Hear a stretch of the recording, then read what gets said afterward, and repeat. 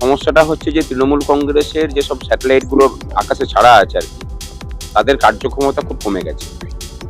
তারা জানেনই না যে আমরা মানে নির্বাচন কমিশনের কাছে একদম ডেপুটেশন দিয়ে বলেছিলাম যে সমস্ত আন্ডার অ্যাডজুডিকেশন এই তালিকা কমপ্লিট না হওয়া পর্যন্ত নির্বাচন ঘোষণা করা যাবে না। আমরা সেটা মনে করি।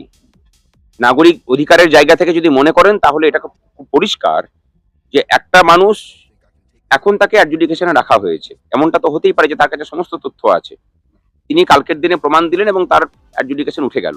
অথচ দেখা গেল যে সে নির্বাচন কমিশনের মানে গাফিলতির কারণে সে ভোট দিতে পারলেন না, তার অধিকার ছিল না তার পছন্দের প্রার্থীকে ভোট দেওয়ার। তাহলে এটা যে হলো না সেই দায়টা কে নেবে? আমরা চাইছি যে দায়মুক্ত নির্বাচন হোক। কোনো মানুষ যেন দিনের শেষে বলতে না পারেন যে আমি আমার ভোটাধিকার প্রয়োগ করতে পেলাম না। যে ভোট দেবেন না সেটা অন্য ব্যাপার, কিন্তু আমি যদি স্বেচ্ছায় দিতে চাই সেখানে কোনো প্রতিবন্ধকতা থাকা উচিত নয়।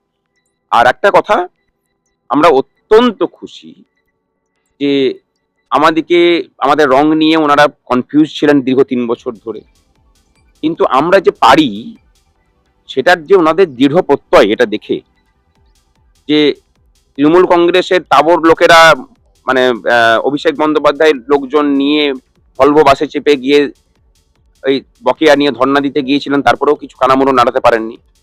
ওনাদের এখন মনে হয়েছে যে এই সংগ্রামী যৌথ মঞ্চ এরা কিন্তু পারে আদায় করে দিতে।